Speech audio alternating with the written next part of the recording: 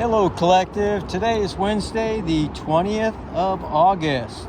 Remember, these are timeless readings, so whenever you see it, that's when you were meant to see it, and there should be something here for you. Although the entire reading may or may not resonate with you, take only those things which do, okay? Trust your instincts, learn to trust your intuition. That comes with practice only, okay? Now with that being said, we're going to go ahead and look at the overall energy of today, okay? And basically, I think that the reading, if I was to entitle it something, it would probably be take your time. Don't try to rush through the steps. And this could be for a cross watcher or the karmics, as well as it could be for the collective. I'm getting kind of mixed feelings about that in regards to this. I might be actually talking to somebody that I know who's watching this as well. Maybe more than one person, in fact. But however, if this does resonate with you, take it for what it is. We don't want to rush through our lessons. We want to make sure that we learn them thoroughly. So really take time in the now. Contemplate what's going on in your life. Contemplate the things that are actually happening in your life. There's nothing real except for the now, okay? Read the book, The Power of Now. And I cannot for the life of me remember the author of that. He's a soft-spoken man. I think he's German by descent. It's a very powerful book. It's a very, very good book. He takes basically all the concepts that are positive and, in regards to this subject from Buddhism, from Hinduism that I've seen, a slight bit of metaphysics attached to that, with some science and all of that kind of stuff. So it's a good book. I recommend it. I learned a lot of things from it, actually, and I've been reading, for decades, so it may not sound like it, I've still got my Marine Corps friggin' lingo, and I talk people on that level for the most part. I'm not trying to impress anybody with big words or anything of that nature. There's no reason for that. I'm trying to do away with as much of the ego as is relevant to me. All right, so back to the reading. All right, so we're going to go ahead and start off with the overall reading. Now, the overall energy, let's see if I can get that focused in there. It's hard to see it, but this is algiz, and it's supposed to be in the upright position. So forgive me. These runes sometimes are very, very, I guess you could say, slippery. They just slide all over the place. So, which makes it difficult sometimes in a reading. But anyways, so algiz in the upright is a positive rune. Remember, this is the overall weekly energy, okay? So for all the way up till Saturday, into Saturday this week. And it stands for basically things such as friendship and optimism, having aspirations and being fortunate, actually. It talks about your soul. It talks about shielding and having a protective urge to shield yourself and others. Now, that could be intellectually, spiritually, and physically. Remember, our warfare, if you're in a spiritual, walk, is not with flesh and blood. Now, I know that's hard to remember, and that is largely, spoken of from a Christian perspective, although it's something that's echoed in all belief systems, I believe. And I own all the world's religious texts. I'm not saying I'm an authority. I'm just saying that I have read. I've got all the Rig Vedas, Puranas. I've got the Mahabharata, and that's a freaking encyclopedia-sized book by itself. And I've got the Bhagavad Gita. I've even got the words tattooed on my arm. Bam! Those are the words from Krishna himself, to his number one student, which was Arjuna. And, of course, I have all the Christian works, including Aramaic, Hebrew, and Greek lexicons and dictionaries to interpret each word. I also have all the of the Hebrew works, and of course the Quran. So all the Abrahamic faiths are covered. I have all the works of Buddhism, except for the works that they've just discovered in Tibet. Thousands of books that are being interpreted. It's going to be awesome when they finally are. I can't wait to see some of that information. They've been hidden for thousands of years, perhaps, in Tibet. All right, so. In other words, I've got a general idea of all the world's religions to some degree without being a certified degree holding, and that probably makes me even more inclined, I would think, in some ways, I don't give you just the gobbledygook friggin', you know, big words and everything else. I could break it down in ways. I could show you the similarities, not just the differences, you know, because of the cultural, you know, background in which these things took place, you know, and of course, written about thousands of years of time. So there are a lot of similarities in the world's fate. So, and I don't believe in dogma. I guess if you were to call me something dogmatically, it would be an omnist. I think there's truths in all religions, and I look for the comparisons.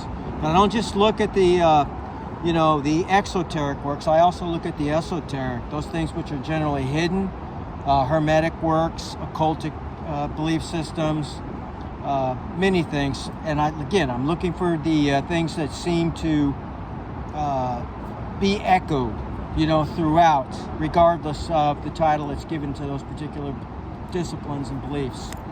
And I found several, including those which match up with today's science, laws of physics, for example, first and second law of thermodynamics, law of conservation of energy, and many others are basically, you know, can be spoken of in terms of energy work that we do here, magic, or whether it's in prayer, some other form of, you know, energy work. Again, but let's go ahead and look at this. I just want to throw those things out there so you can understand that what we're talking about here is interpreting energy, but we can also, in some ways, we can, I guess you can say, reweave the fabric of reality to some degree. You know, what you call it magic, call it, what is it called in today's world? Shit. I don't know why things always escape me once I turn on the camera, you know, but it'll come to me. But anyways, that's what we're talking about here. So Algis is a largely very, very positive rune for the overall weekly. It's used in magic for warding off of evil, being connected with the gods. It also talks about higher life, awakening your intuition and following it, which is largely what I was saying earlier. That's what the moral of the story is for this week, okay?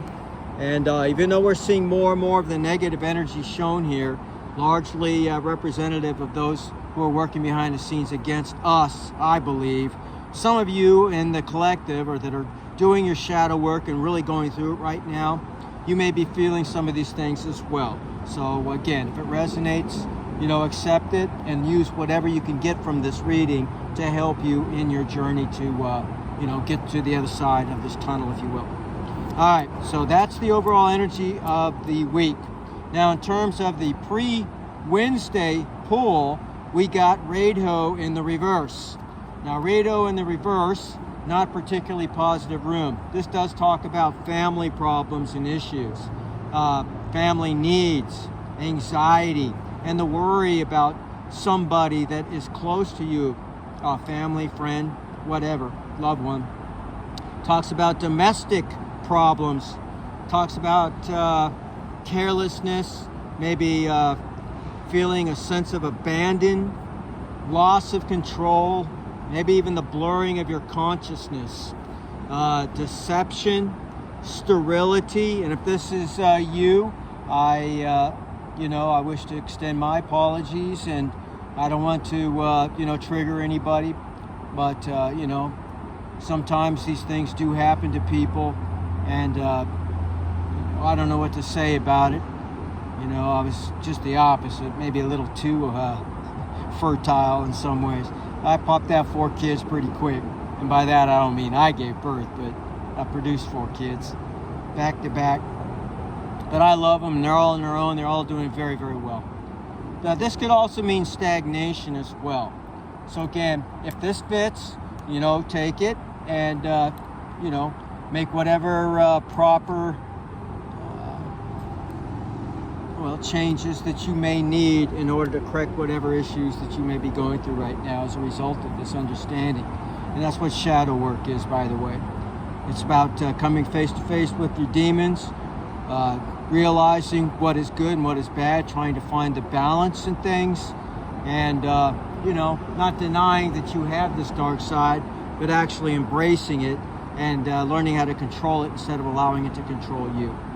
All right, so radio, it means, again, some negative types of, energies and so on. Now, in terms of our past energy, what we got was nauthis. Now, this is yesterday's energy. This talks about needs, patience, discernment of omens, stress, obstacles, delays, resistance, which leads to strength. And that could sum up this. It talks about the power of the will to overcome conflict, as well as it also meaning conflict. So it does tell us the negative attributes, of course, that we more or less come across in the day-to-day, but also that we have the power to overcome each and every one of those things. Okay, so that's what the past energy is. So the present overall energy is very, very powerful and good. It's the one I always point out. It's Winston Churchill, made very, very famous, who was an initiated Druid, and that's been proven. It's documented. So he made that famous in World War II, and basically carried over into the 1960s in the peace movement as the peace, symbol, so to speak. And Radho is a negative energy. That was the pre-pull. Now, what we actually pulled for today, Wednesday, the energy actually is right now Yera, but Yera in the reverse. However, it's not necessarily a particularly bad energy in reverse.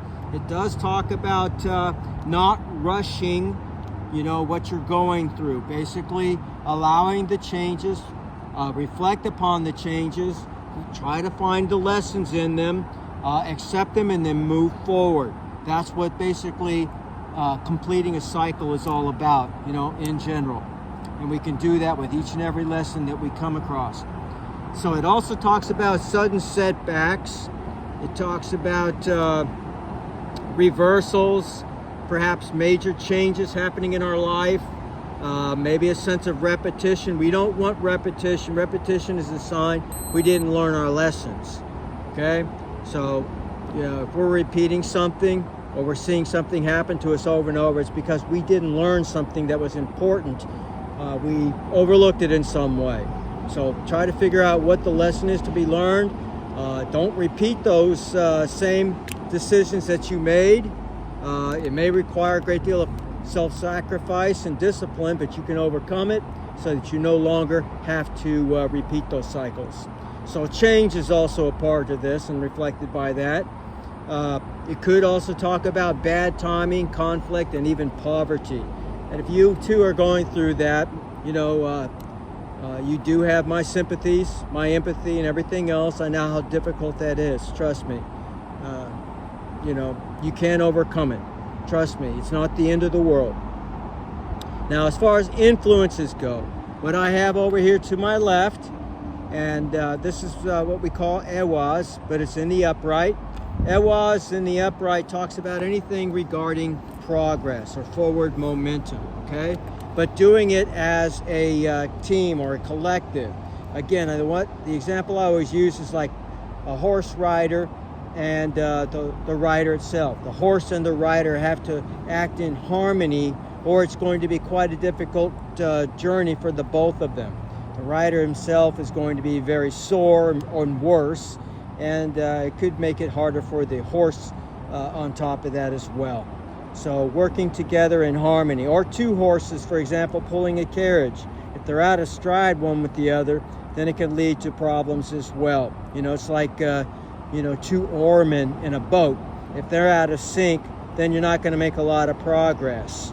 Okay, you're going to go once to the left and then to the right. You're not going to be moving straight ahead. And that's basically what we're talking about here. So it talks about anything dealing with forward momentum. It talks about gradual development, progress, teamwork, loyalty. It also can reflect the ideal relationship or marriage. It talks about also the confirmation beyond any doubt of all the runes around it. So that's a positive affirmation that these runes are actually right. And I double check all the ones that I got that can be looked at the same way, whether reversed or in the upright, by using basically, I use the rune Tiwaz. As you can see, Tiwaz is an arrow. and I throw it 3 times, the best 2 out of 3, to indicate whether these runes that are basically shown the same way, regardless, upright or reversed, are indeed either upright or in the reversed. So this is one of those runes. We're going to get to Ingwas in a minute. That's another one. And Nauthis is the same also, whether it's upright or reversed. So with those 3, I cast the rune, and I got the best 2 out of 3 to tell me exactly what position they are in. Anytime that I have any doubt or I want to clarify that my intuition is correct, okay? And 9 out of 10 times it is spot on. So usually when I'm upset, when I'm doing a reading, that's when things get a little bit ajar. So you really have to focus, meditate before actually doing these readings. I apologize for the sun. It just goes with the territory. It's like when I start doing these readings, that's when it pops out here. All right, so what does Yera mean? I've already told you basically that it talks about seasonal changes or sudden setbacks and so on, okay, repetition and so on and so forth. Again, that's a clear sign to us where we are in terms of our path for this particular cycle that we are on. All right, but we're over here looking at basically the influence. We just looked at Ingwas. Let's go over here now, look at Ingwas. Now Ingwas, in this case, again, it's one of the 9 runes. This looks the same regardless whether it's upright or reversed.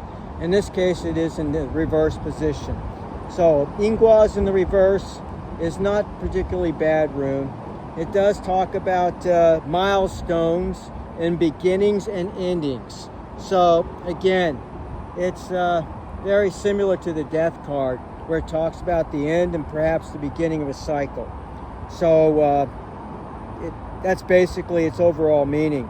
It talks about milestones, completions.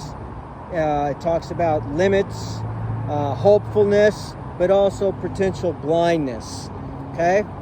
So we're seeing both the good and the bad, but it's telling us basically to be, very conscious of, the moment by moment. That's what being self-aware actually is anyways. And then realizing the lessons that are basically here for us to learn in these cycles so that we can move on. And then reap the rewards of the completion of those cycles. Now, for the future energy, we got Lagus. Lagus is in the upright, okay? Now, Lagus in the upright basically stands for anything water related. Now remember, when we're talking about divination in particular, we're looking at the 4 elements: water, fire, air, and earth. So water usually talks about emotions and things of that nature. So that's what Lagus also actually talks about. It's one of the feminine aspects, okay, as is earth. Now it talks about emotions, psychic abilities, being able to interpret psychic, renderings. Talks about dreams, anything water related, rivers, streams, lakes, ocean, leaky water, anything of that nature, the flow of things. So it talks about renewals also, life energy, very similar to Sawillo. It talks about a person's imagination, talks about anything dealing with psychic matters, fantasies, mysteries, or the unknown. Anything that is hidden, okay? The deep, and even the underworld, which is known as Helheim in the Nordic belief system. And it's not a place of torment, it's a place of actual rest and reflection. Something like, I guess, purgatory is in the Catholic belief system. It also refers to success in travels, okay? So overall, it's not a bad reading at all. What it's telling us, again, is to focus on our level of conscious awareness, to become aware and to be there in the moment. That's what this reading is all about. So even with some of the negative energies that came through, they were more like, just reminders of us to take each moment and savor it, learn from it, reflect in it, marinate in it, if you will. So that's what this reading is all about. So as always, collective, I wish you all the very best. Victory to all of you warriors out there. And of course, in a distant future time period, hopefully, I'll see you all in Valhalla. So you guys have a great rest of the day. Bye-bye.